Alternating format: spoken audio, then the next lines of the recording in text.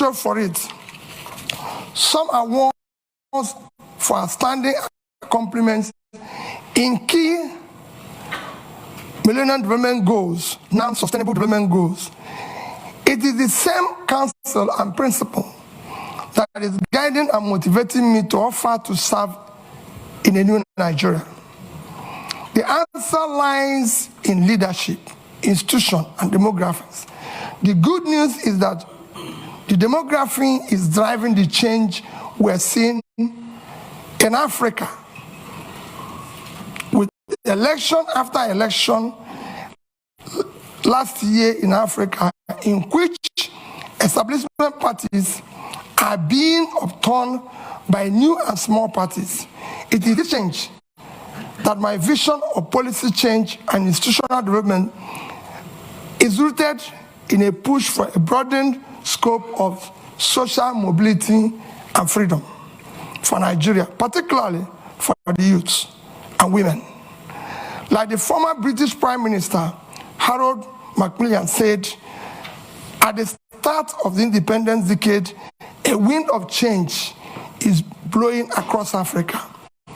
Today, that new wind of change sees the ballot box as being instrumental to changing of bad leadership. Senator Yusuf Dat Ahmed, my running mate, and I are committed to new politics that start with ethics of servant leaders and anchored on marriage of clean hearts and skillful hands. We know that unless we change the politics by changing the political leadership, we are stuck in this terrible state of underdevelopment and misery. We will build patriotically our institutions, particularly the ones directly responsible for implementing government policies, to make them fit for purpose. It is not to be doubted at the global scene that Nigeria is blessed with some of the most entrepreneurial youths in the world, in science, in business, in art and entertainment. We believe that what remains is the changing of leadership class from predictors to creators of value, from those whose wealth and power drive from the decision of the nation and its people to those who have demonstrated competence, character, capacity to invest in human development, create prosperity, and instill right values and ethical conduct deserving of servant leaders. Nigeria today is at a critical juncture, and the people led by the youth, brutalized by bad leadership, are awake and leading the movement to transform Nigerian politics and restart the engine of economic growth and social stability.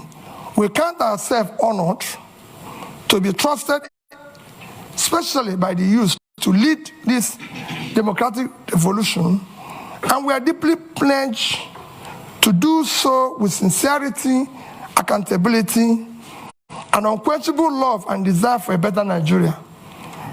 We are simply the symbol of Nigerian youth struggle to reverse this ugly trend that keep driving them into social anomia, despair, and rejection of their country.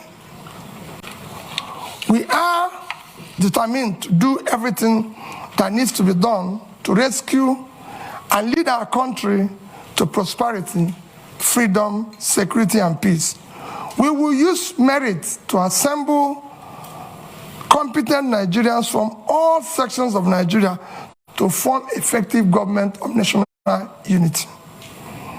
At the heart of my goal here today is to look at our Labour Party's key policy plans and how they will drive up the quality of life of average Nigerian, dramatically reduce poverty, and return Nigeria to a place of strategic relevance in a world that needs a thriving and well-governed Nigeria, stabilizing the continent of Africa, making it high-value add for a planet impaired by environmental challenges, terrorism, and inequity. I also plan to speak on institutions and how the leadership we offer can facilitate the evolution of stronger institutions with the rule of law a key anchor to nation building in Nigeria. I have no doubt that the policy choice we favor and the strong institutions Labour Party will facilitate will move Nigeria from a country of rent seekers sharing oil receipts and consuming conspicuously to the one that produces based on vast factor endowments whose value chains can move us towards a high employment economy.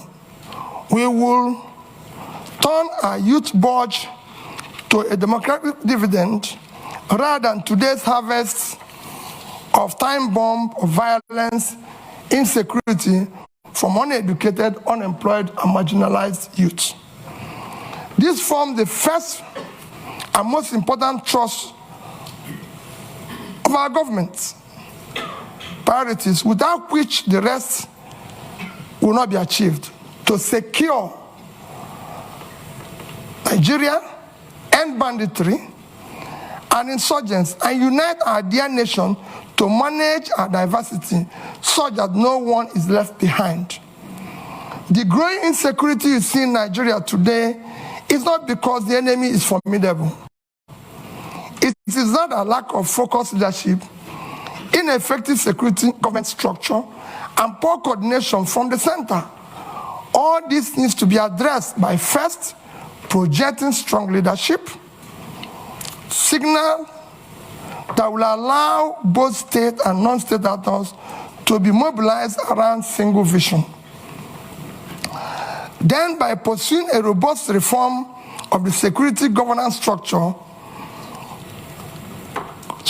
coordinating mechanism that assures all levels of government, federal, state, local, with three-level policing are aligned with strong collaboration with partners from both private and development groups to provide required services and deliver results for every Nigerian. Once this is done, it is important to have a single, clear, coherent, consistent development process. It is important for institutions to be able to provide strong leadership, coordination, capability, partner and engage collaboratively with all relevant stakeholders in an environment that mutually reinforces values. The second plank of our policy thrust is to shift emphasis from consumption to production by running a production-centered economy that is driven by agrarian revolution and export-oriented industrialization. With about 70 million hectares of arable land, we will pursue an agricultural revolution through proper segmentation of Nigerian to activate and harness factor endowment of different parts of the country for both rapid and mechanized agricultural development, and as a pillar for Nigerian other sectorial development and industrialization. We will incentivize and invest in an agro-cluster and industrial cluster development across our geo-resource zones to take advantage of agglomeration and scale effects of particularly in the northwest, northeast, and north central regions of Nigeria. We will dredge both River Niger and River Benue, build dams massively to support planting of economic trees across the country for local usage, poverty and elimination, export and revenue generation. A key task is to sequentially but decisively dismantle the inefficient and anti-market distortionary structures restraining Nigerian economy from creating a precondition for a dynamic pro-market economy, we will employ entrepreneurial governance to dismantle impediments to free trade and ease of doing business, and implementing radical economic policies that will drastically reduce our debt service, a major drain to government revenue as it is today.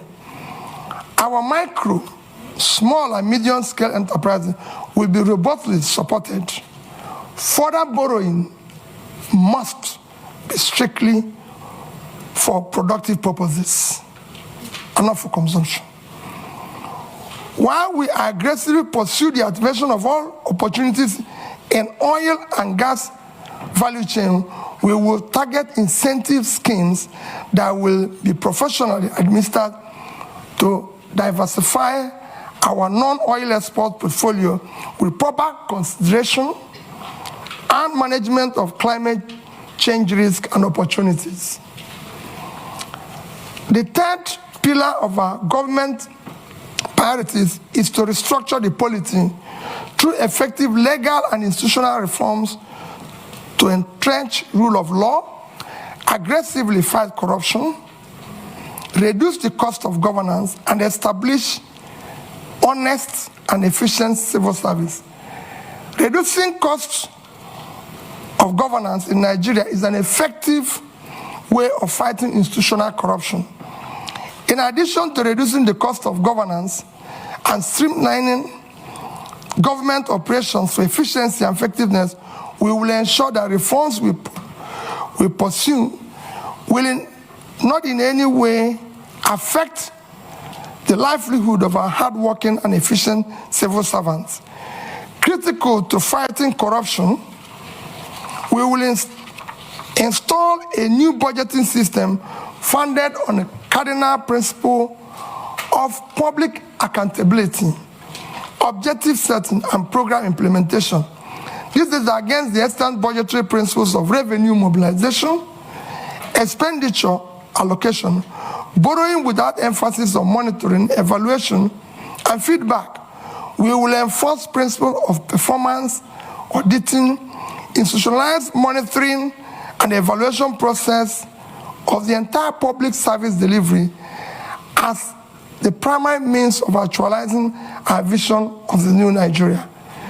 This reform will institutionalize our personal involvement of both the President and the Vice President in setting budgetary objectives of MDAs and monitoring, evaluating the implementation process through Office of Regulatory Review in the Office of the President. Budget monitoring and evaluation capacity will be strengthened within the Presidency. We will embark on effective micro and physical restructuring to quickly restore physical viability by discontinuing unaffordable subsidies which have left a black hole in government finances.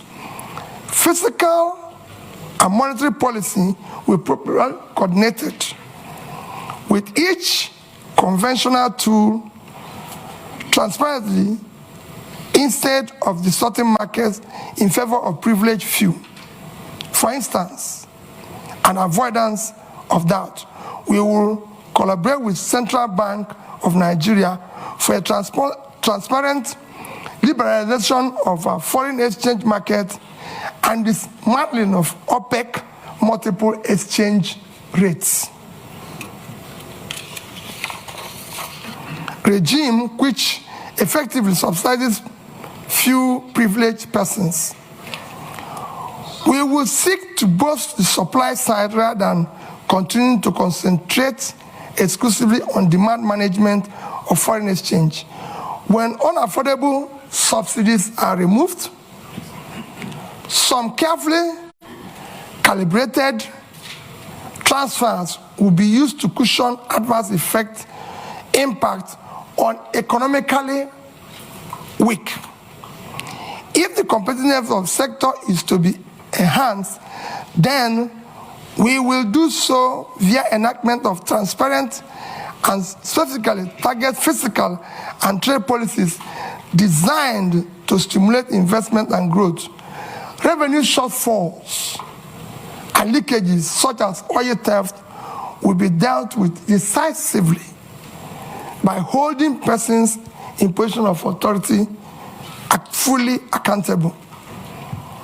The fourth plank of our governance priorities is to leapfrog into the fourth industrial revolution through application of scientific technological innovation to create digital economy. Building on the gains of agriculture-led manufacturing and export, we will pursue development of knowledge and skills to leverage on the emerging disruptive digital technologies, automation, Internet of Things, artificial intelligence, robotics, virtual reality, blockchain technology, biotechnology, and data science, all of which are the heart of the fourth industrial revolution. The fifth plank of our government priorities is to build expansive infrastructure for efficient power supply, rail, road, and air transportation, and pipeline network through integrated public-private partnership and entrepreneurial public sector governance. Our solution to the perennial power problem in Nigeria is comprehensive and it's well covered in our manifesto.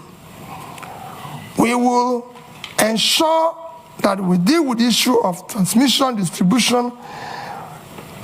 However, we will immediately complete the 2.3 billion Nigeria Siemens network improvement deal to achieve a stable 7,000 by the end of this year, 11,000 megawatts by 2024, and 25,000 megawatts by 2025. We will support local manufacturing capacities and power technologies and encourage and expand local R&D in universities, training centers, and workshops, through which many jobs will be created. Our sixth priority program is to enhance human capital development of our youth for productivity and global competitiveness through investment in education, in research, quality health, and entrepreneurial education. The World Bank Human Capital Development Index ranks Nigeria 168 over 173. To move Nigeria right to the top bracket of the index, we will pursue a Marshall Plan type program on education that incorporates compulsory technical and vocational skills, sports, entrepreneurship, programming, digital skills from primary to secondary school level. In line with this commitment to transform our educational sector, we will prioritize funding of this critical sector. Our tertiary institution will be remodeled to serve as hubs and centers of research, development, and commercialization of ideas for quick industrialization of Nigeria. Finally, our seventh priority is to conduct an Afrocentric diplomacy that protects the rights of Nigerian citizens abroad, advances the economic interests of Nigerians and Nigerian businesses in a changing world.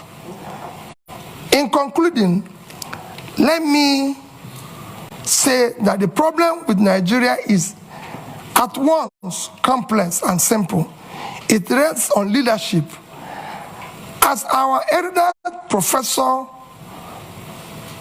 Chinua Achebe stated, the trouble with Nigeria is simply and squarely a failure of leadership. In Achebe's view, there's nothing basically wrong with Nigerian character. The Nigerian problem is the unwillingness or inability of his leaders to rise to the responsibility, to the challenge of leading in the front by example, which is the hallmark of true leadership. When people of competence, character, commitment, compassion take over the leadership and pursue their mission and tasks with seriousness required, a new Nigeria characterized by peace, unity, prosperity, inclusiveness will be achieved and sustained. That is what's driving Dati, Baba Ahmed, and I to join to offer to lead this desire and crusade of Nigerian, particularly the youth, for an inclusive and sustainable Nigeria that works for all. In line with my upbringing, especially my mother's counsel, my promise is that Nigerian resources will be most prudently used for Nigerians. And as Commander-in-Chief, I, Mr. Peter, will sincerely pledge that our path with Nigeria will be diligently pursued to create a new Nigeria characterized by sustained and inclusive growth and development for all. Thank you, and God bless all of you.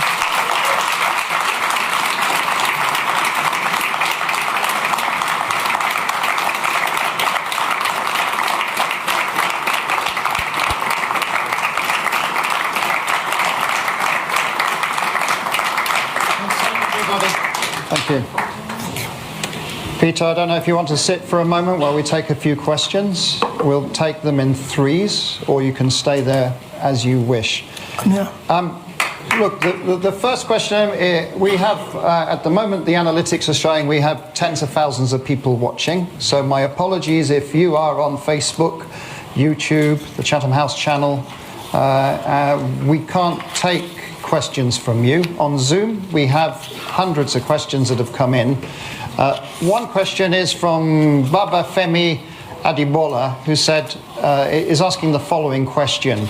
Given the complexity of Nigeria's democracy and the Labour Party not projected to have the majority in the National Assembly, how would you work with legislators to ensure the radical reforms you are proposing come to light if you win the presidential election? So that's one question. Just hold that there. And I'm going to go right to the back of the room, right at the corner there. The gentleman right in the corner. Yes, so yes, you. Please go ahead. Introduce yourself and one question, please. Thank you. All right, thank you. My name is Ajiboye Tsumishi from Huddersfield University. So my question is simple. The activities of the Ipob in Nigeria is on alarming rate every day. And with all the policy, beautiful ideas that you've listed down, sir, without tackling security head on, they are impossible.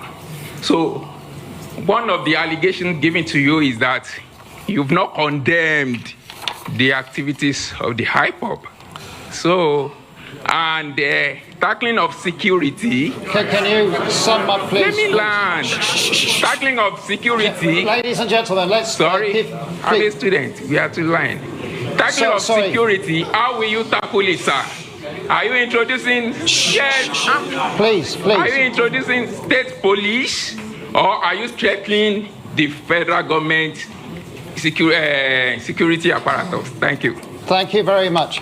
I have another question that has come in, which I want to ask from our virtual audience, and it's from Vivian Achekwezu, who's asking the following. Vivian is asking, for many years Nigeria has underinvested in healthcare. What are your plans for achieving universal health coverage, where access to healthcare is a right rather than a privilege, as well as ensuring sustained funding for epidemic preparedness and response? We did have a similar question for Mr. Tunubu in the last session that we did. So there are 3 questions there for you, Peter, and then I'll come through the audience here. Please just be patient. First question is, how do you deal with the legislators, considering that Labour Party is probably not in control of the legislative arm of the government? Quite frankly, I have been through this as a governor. When I was elected and sworn in as the governor, I have 30 House members not from my party. If I had nobody from my party was involved. As long as you are pursuing what is right, everybody will go with you, because the legislator is insecure in his place. He knows that his people are without job, and that's what he wants. He wants development. What else is he elected to do? It becomes a problem when you are pursuing transactional policies which will benefit you, or you're engaging in nepotism where you have to. But if you address it by strictly following the Constitution, which spells out that the system is characterized by simply that we have diversity and all is included, and you did the right things, you don't need to worry about that.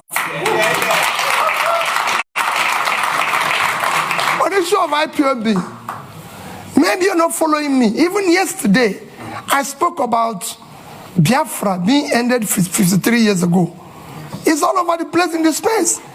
I condemn all agitators, but in condemning them, you have to look at what brought about these agitations all over the place. It's not only IPOB. We have Yoruba Nation movement. We have all sorts.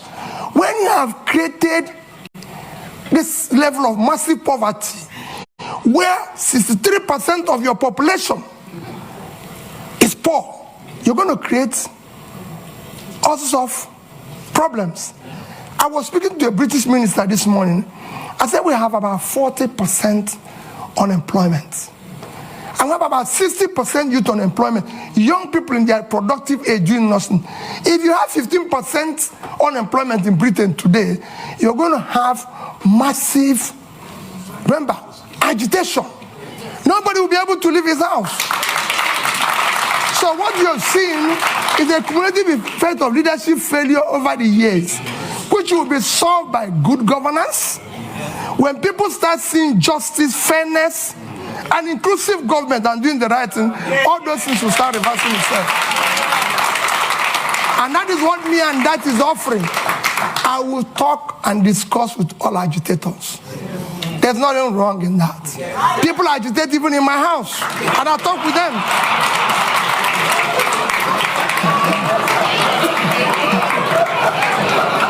So I'll deal with everybody. I'll show you of that. Don't worry about that. On the issue of health, yes, we have a problem with health. We have underinvested, and because our government have not prioritized our development agenda, everybody knows that the only measure of development that is recognized globally today is Human Development Index. And this is hanged on 3 items: life expectancy, which is health.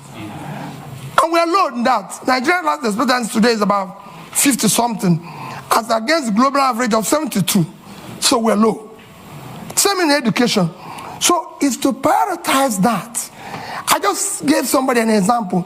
In the past 5 years, from 2015 to 2021, Nigerian budget in health is under 2.5 trillion naira. For 200 million people. It's unacceptable. Even this year, our budget for health is about 1.5 trillion. Our budget for education is about 2 trillion. 2 of them combined, annual budget is about 3.5 trillion.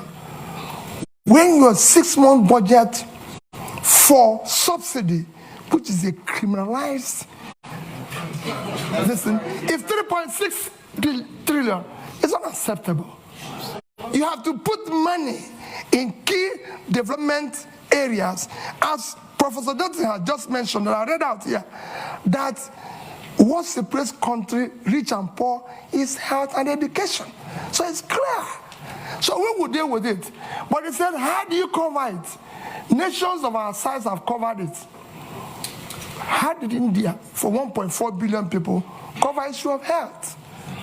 How did Indonesia cover that? We have big nations that have done it well. If we don't know how to do it, we learn from them. There's nothing wrong in learning if you don't know how to do it. I'm going to take more questions. Now, there is someone who has such a strong arm. The arm has been up for 15 minutes. Now, I'm not going to say that's criteria for taking question next time, but madam, you get the question. You have the strongest arm in the audience. Please introduce yourself. One question. Thank you so much. Good afternoon and welcome, sir. My name is Priscilla Winkbo, and I'm an independent broadcaster here in London. And sir, you spoke about your point number 5, which is to generate electricity and power in Nigeria. And you spoke about transmission, distribution, and generation. But I think it's fair to say that our problems with power goes beyond those 3 areas. And the main problem that I see here is this. We have a population, or part of the economy, shall we say, those who supply spare parts, the engineers, those who work within that sector, whether it's those that are selling generators, and we know that that issue is perhaps the biggest issue when it comes to our power generation. So my question here is this: how do you plan, number 1, and I'm going to take a risk here, to deal with the big boys, and how do you also plan to address that economy that will then no longer exist because you have generated power? Because I'm sure that they too will rise up against it. Thank you so much. Thank you very much. We did online have lots of questions about refining also, and so this is a key issue that people are asking question about. So the gentleman there, a bit further along. Yes, there, you, just there, yeah. Please go ahead, introduce yourself. Thank you very much. One question. Good to see you, Peter. I'm Paul Arkwright. I was the British High Commissioner to Nigeria from 2015 to 2018, and it's good to see you in London, sir. Thank you very much for your talk. I've now moved into private business. I'm a consultant, and I'm advising companies and funds, investors, to look at Africa, to look at Nigeria, to consider investing there, and everyone agrees, I think, that FDI, foreign direct investment, is critical to the future of Nigeria. But they, at the moment, they're very cautious, and that's putting it diplomatically. When you become president, sir, could you tell me the sort of 3 things you would do in the first, let's say, 100 days, which would encourage, which would send a right signal to foreign investors to look again at Nigeria, not just look again at Nigeria, but to invest in Nigeria? Because, as you know, I'm one of Nigeria's strongest supporters, and I think this is a country which is worth investing in. Thank you. Okay. And I will come back to this side. The gentleman just there. You, sir? Just there. No. Behind, sorry. You're the lucky one. One question, short, please. Give your name. Good evening. It's William Owomayi, the UK's young ambassador to the Commonwealth and a member of Chatham House. You've caught Nigeria by storm in recent months with your campaign and your vision to unify Nigeria, mobilising young people all across the country. You mentioned debt a few times in your speech. Currently, the government is repaying debt to the central bank at an interest rate of 19.5%, which is extremely high. How do you plan to support the next generation? The government is repaying the central bank debt by 19.5% interest rate.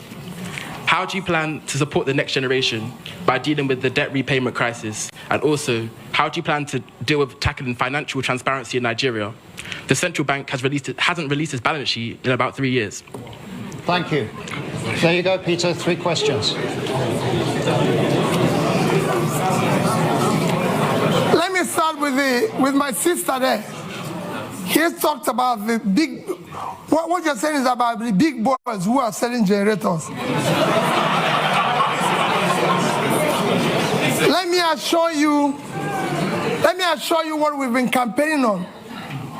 Our campaign, you have heard them say we don't have structures. That is the structure we're trying to destroy. Structure of criminality. That is what I mentioned. That Nigeria is being held captive. That structure is structure that have impoverished Nigeria. We will dismantle it. It will not be there. I assure you of that. We're going to turn around the power sector. Nigeria generates about, today, 56,000 megawatts of electricity for 200 million people. And South Africa, the second biggest in terms of economy in the continent, 5 to 6,000. 5 to 6,000, that's 5 to 6,000, sorry. And South Africa, the second biggest economy, 60 million people, generates about 40 to 50,000. And South Africa, in the past 3 months, have declared emergency in power and said anybody can generate up to 100 megawatts without license. So somebody who is 60 million, generating about over 40,000, declared emergency. What do you think somebody with 2 million people generating 5 to 6,000 will do? War. I'm going to declare war on power, and I'll solve it. Anybody who stands on the way, so be it. Bringing back foreign investor is very simple, Paul. Foreign investor is like bee and honey. All you need is to create honey. The way bee will find the place is very simple. Foreign capital is scared of corruption. Is scared of bad policies. Is scared of where there's no rule of law. You need to put a regulatory environment that makes it conducive. You need to secure it. That is at the heart of what Dati and I are offering. We will build that intangible assets of securing the country, making sure that we govern to rule of law. We will fight corruption. Dati have a record that is the only National Assembly member who refused to buy property of government when it was offered to all National Assembly members. You can go and look at his record. If you have seen anywhere he has compromised or put himself in a transactional position. And I'll stop running. I know how I approached him, and I told him, I and you owe it to save our people.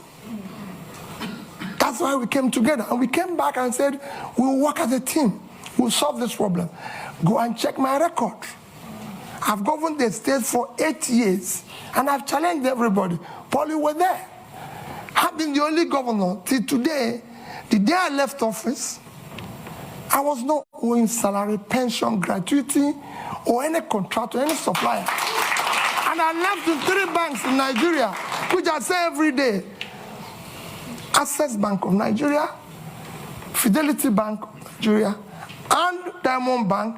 I left over $150 million. Dollars, I didn't say naira. And I have over 30 billion naira. And Anambra State, you can go and verify anywhere. I've never had a bottle. Anambra State have never bought me. There's no land allocated directly or indirectly by me, and I signed over several thousands of C of O. Anambra has never bought me a bottle of water since I left office. So you can go. We will fight and stop corruption. Yeah. The first thing about stopping corruption is yourself. If you're not involved, your wife is not involved, your family is not involved, those around you are not involved, you reduce it by over 50%. And that's what I'm going to do. And I'm sure, Paul, you know that. We are committed. We can't disappoint these youths. We must build a new Nigeria. And we'll deal with that. Investors will come back. Those who left, even the young people who are today living, they'll come back. We want to bring them back. Nigerians are prepared to come back if they can find that they have a country to go back to. This green passport, people must be proud to use it.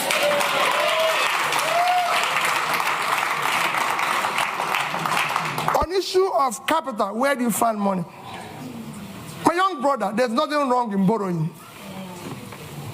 Borrowing is a legitimate way of every government I've studied in the world borrow.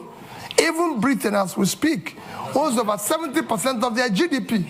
Every government I know lives on borrowing. Even Norway, with 1.4 trillion sovereign wealth, is owing. The economies of the world, the third biggest nation in the world is America. The debt of America today is almost 100% of their GDP. The second, China, is almost over 60% of their GDP. Japan owes over 230% of their GDP. But let me tell you the difference. Japan is owing over 230% of their GDP. They invested the money to save their economy. And in that, even with that, Japan is still the highest holder of US treasuries. So there's something they can fall back on. What has happened? So borrowing is not wrong. If I have done, I compare two countries that borrowed with Nigeria and how well they've done. But what has happened is that when you borrow for consumption, you have a crisis. Nigeria borrowed for consumption. Nigeria in 2015 had a GDP per capita of $2,550. And we're owing about 15 trillion naira. Today, with central bank ways and means, we're owing over 75. So we have grown that debt by about 400%. But our per capita is 2,000. That means that the money we borrowed was thrown away. So that is what I'm going to reverse. We will restructure the debt as it is today. We will restructure it and put it a long time to be able to pay it. I'm a finance person, that is one. And then we will not say, like I said here, no more borrowing for consumption.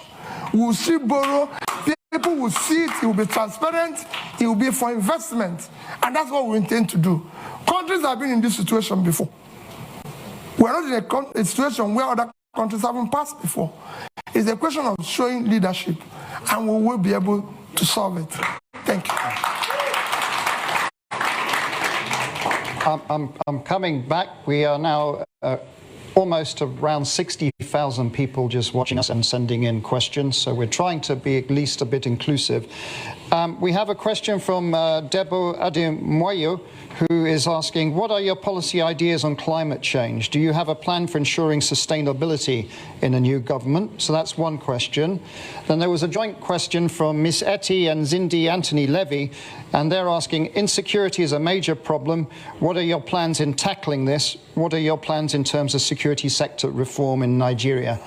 I'm going to take two more physical questions in the room. The lady right in the front here, so I'm not going to discriminate with the front rows. Please, go ahead. Thank you.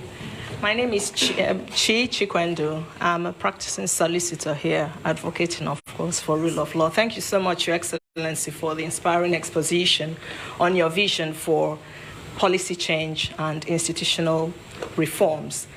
It seems to me that it's clear from that if elected president, if and when elected president, your transformation vision to increase the production capabilities across the various sectors mentioned, including agriculture, extraction industries, human resources, will, to a large extent, hinge on the depth of your level of commitment with Sadati and ownership to implement the proposed policy changes and institutional reforms. However, there is no doubt in my mind that Your Excellency is well aware of the prevailing fundamental challenges to those reforms, including clientele patronage, political capture, and the institutionalized corruption that you mentioned.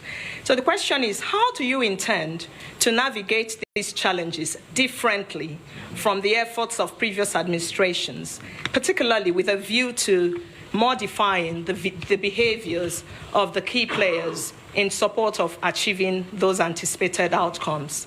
And I was very warmed when you mentioned you're broadening the scope of youth inclusion and women based on gender issues. So further, how do you intend to quell the current ethnic tensions ravaging our communities and consequently stagnating economic growth and development, and to implement a pragmatic mechanism for dealing with those societal concerns for equal... Okay, please. We need... The longer this takes, the less questions. Madam, please, now.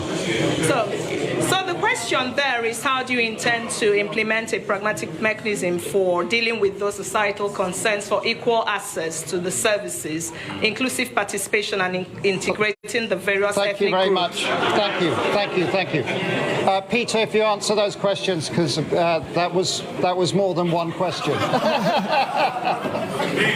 Well, let me start with the issue of, you have, like you said, you have more than one question. I have about 2 questions. Let me start with the issue of ethnic tension. The ethnic tension you see today is based and as a result of injustice, unfairness, exclusion, marginalization. As soon as you start reversing that, they start going down. That is what I said to young man about agitation. As long as you start doing the right things, as long as you start building an inclusive society where people's talent, hard work will match up their opportunity, you start seeing those things go down. There's tension, even in the Western world here. I live here when the blacks feel excluded. But as the more the government opens up and tolerates and builds an inclusive, transparent, more broad-based, acceptable, they will come down. And we will show, I've said before, we will show compassion. We will show love. Because there's nothing, you're a leader. Don't go away when Bayelsa is under the water.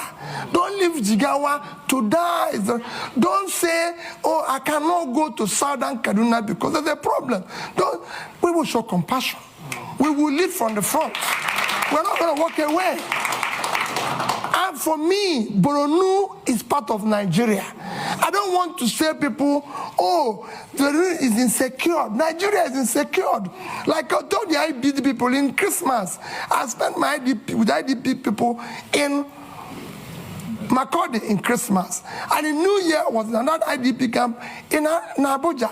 And I said to them, as long as Nigerians are in IDP, all of us are in IDP. I will not allow, and I know that you will not allow it, for any Nigerian to remain in IDP while we're sleeping in our mansions. Never. They must go back. On issue of challenges and dealing with them, the challenges you foresee, I've dealt with such challenges at the Anambra level. And I'll show you the same challenges. We're not going to, as long as you're not involved in this transnational governance, you can deal with anybody. And we're not going to compromise. We have an issue, I said, we're at an existential threat that we don't need to. There's nobody, there's no sacred cow. You either be a Nigerian or you can find another country. We have a country with the rule of law. It will be the same level playing field for everybody. I want to solve the problem. For example, I said it without equivocation. I must pull out the poverty that is devastating the north.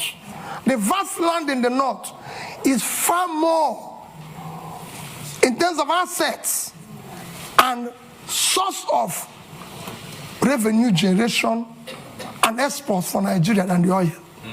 It's very very simple. And I give you an example of one state that I use every day. Niger State is 76,000 square kilometers. Precisely 76.3 thousand square kilometers of land.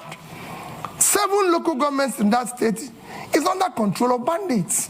I've tried to interview them because they have no job. They have nothing and everything. Niger State is 2.5 times the size of Netherlands. And Netherlands agricultural export last year was $120 billion. Why can't Niger State do 5% of that? They have arable land. And all they get from the revenue, from the sharing, which is the consumption, is less than 50 billion naira. When they have minus their debts and everything. If they earn 6% or 5% of that, it's $6 billion. At 650, it's about 4 trillion. 80 times what they get from here. We will change it. Somebody talked about tackling insecurity. I've said it extensively. It is our first commitment to secure Nigeria. Securing Nigeria is not impossible. I secured Anambra State has gone. And it won't be different. I've said we will deal and talk with those we will win, we will talk with those who are winnable. It will be carrot and stick. And those who don't, we will deal with them. We're not going to shy away. Nigeria must be secured. It's a country. Every country must be secured. But we are not going to walk away from the problem. We'll deal with it. We have our armies and military used to secure Africa. So this is time to go back and resonate that spirit in which they used to secure Africa to secure Nigeria. And we will deal with it. On climate change, I've always said we'll follow the protocol. And I did mention here about issue of things like planting trees, issues of dredging. These are some of the climate change issues, because as you see today, we have a situation where there's flooding in Nigeria because we've not dredged River Niger, River Benue and everything, and I've said it consistently. This is not difficult. We've awarded contracts for it in the past. Today, every Egyptian will tell you, no Nile, no Egypt. They have used it to improve the water transportation, which dredging this one will do. And that's along fighting climate change. They've used it for other means, which we will use the same River Niger and River Benue to do. River Niger and River Benue combined is, River Niger is 4,200 kilometers long. River Nile is 1,400. River Benue is 1,400 long. So two of them are 5,600. Nile is 6,650. If Egypt, an African country, can dredge, maintain River Nile, Nigeria is big enough to deal with this, and we'll deal with it. And I assure you, you see the difference, it will be clear. Other protocols of climate change will follow it. Where we find difficult, we'll negotiate and talk with other involved in that. We are signatory to it, and it's devastating the world today. So we must follow the protocol. Thank you. The clock is ticking. We're on borrowed time now, but we are going over, as I said. There's right at the front here, there's a gentleman there. I'm going to take 3 questions, and then I think the clock is going to have had its say. Short and sharp, please. Go ahead. I'll keep it short. Hi, good afternoon. My name's Alexis Akwajiram. I'm the managing editor of Semaphore Africa. My question is, if you become the next president, would you seek to keep the current central bank governor or replace him? And please explain your answer. So, the gentleman in the middle there. Please. Go ahead. Good afternoon, and thank you for your remarks. My name is Chibuikem Ugongadi. I'm a master's student at King's College London, and it's funny, actually, my question is related to him. Given the debacle at the central bank currently and their conduct over the past 8 years, what is your view on central bank independence as a tool to improve economic growth? And how will you what will you do about the leadership at the central bank when you become president in order to make sure that their principles are in line with yours on monetary policy? Thank you very much. The lady over there. Yes, madam, you. Yes, but sharp, please. There's a microphone just here. It's next to you. Just there, please. Aha. Okay, Your Excellency, good afternoon. So my question here is this. You talked about restructuring. As you're aware, Nigeria can barely service its external debt. Nigeria can barely service its external debt. Our current external debt, we cannot service it, or we're finding it difficult to service it. Now, when you become president, how do you intend to restructure our external debt without actually downgrading our rating in the market? Thank you. Thank you. And your name, just so we have it? My name is Ifeyinwa Umunakwe. Okay, thank you. And then if we move the microphone to the lady just there. Last question. Yes. Good afternoon. Nice to see you again, Mr. Obi. My name is Kenneth Chukwuabo. I'm a PhD candidate at the University of Cambridge. I study public-private partnerships in education. I read your manifesto, and it seems PPPs are taking a central stage in the education sector. So I wanted to ask, what is your rationale for involving private actors in public education, and what governance structures would you put in place to ensure the accountability of these actors in a sensitive sector such as education? Thank you. Thank you very much. My apologies. We've run out of time now. I'm watching the clock.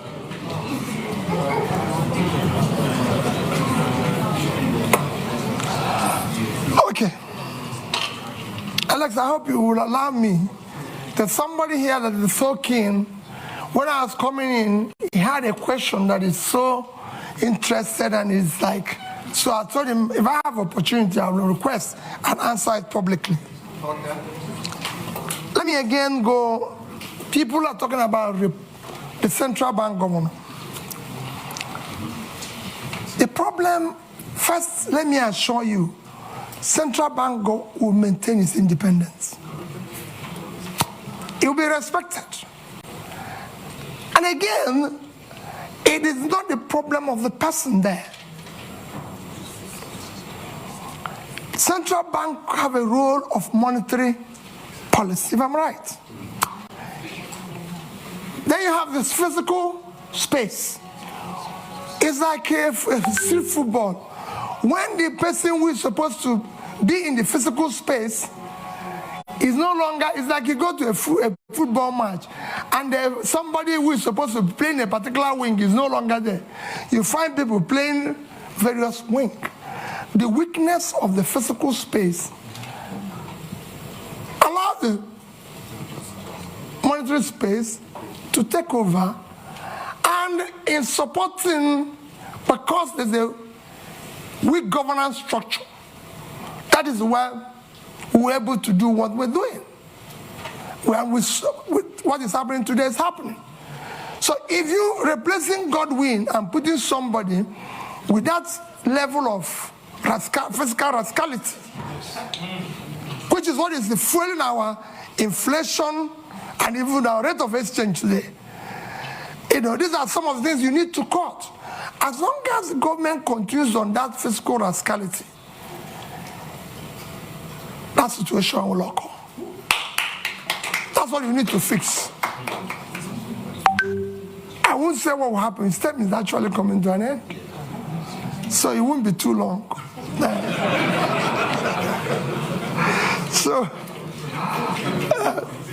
So that's that. I assure you that we'll deal with that. You asked about PPP in education. I said you're in Cambridge. Is Cambridge run by British government? No, I just want to know, because I don't know. When we're talking about PPP in education, we're talking about tertiary education. We're not talking about basic education. We will ensure that basic education is free, and we will drive it aggressive because we have 20 million out of school children in the north, which I've said we will deal with decisively, because those children mostly have learned Quran, which means they're intelligent. We'll meet them at the point of learning Quran and teach them skill.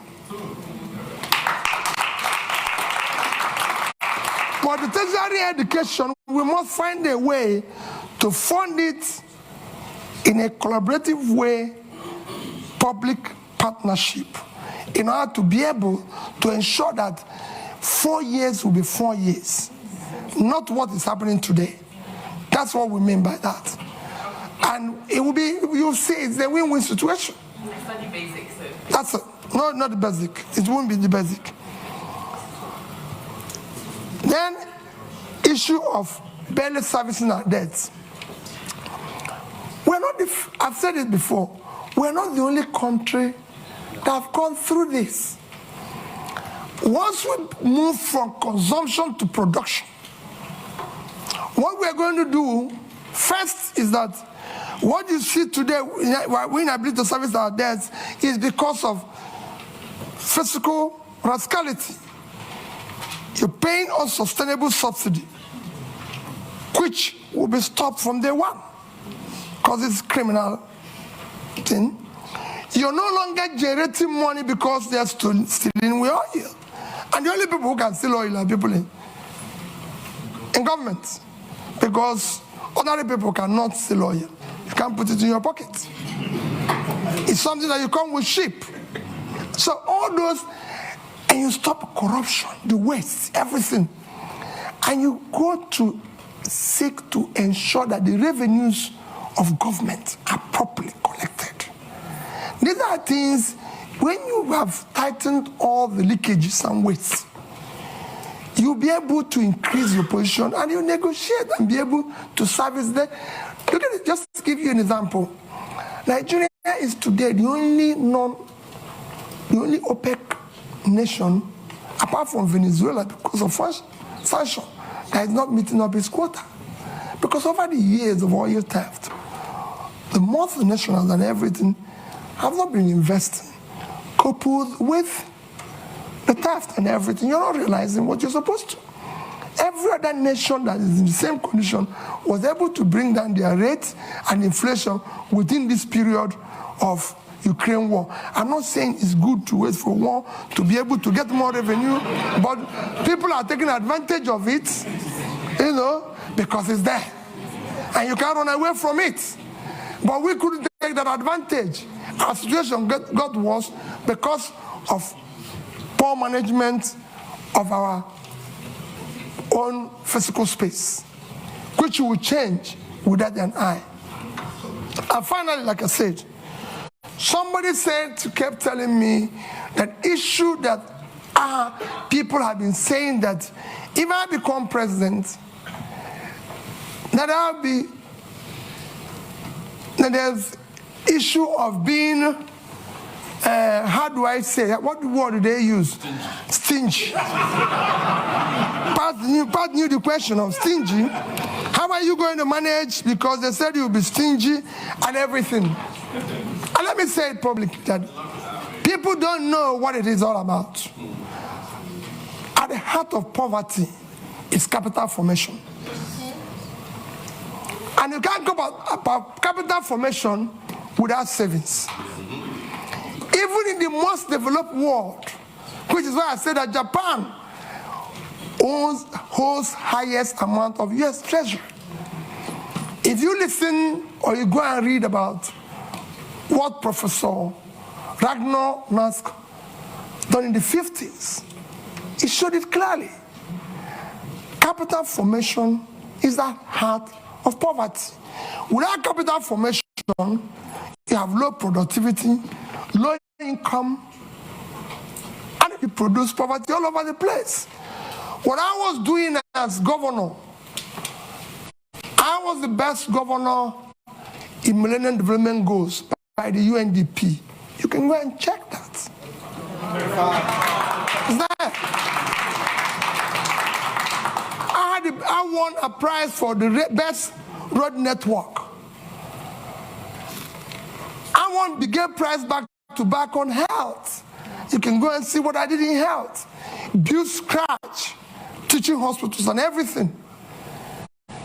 Improved #1 in education. And above all, I was able to save because I believe in future generation. If you look at that savings, I said future generation funding because we want to have proper capital formation to drive tomorrow. If I have opportunity in Nigeria, no matter what we do, we'll do the same thing. We must save for tomorrow. Because that's how you form capital to turn around tomorrow. So as the end, I appeal to all of you.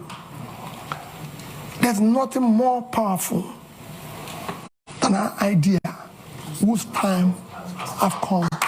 Victor Hugo. The time today is to have competent leadership with character, commitment and compassion. And that's what Nigeria is yearning for. That's what Dati and I are offering you.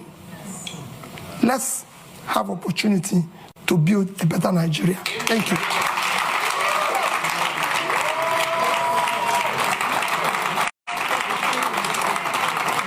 Thank you.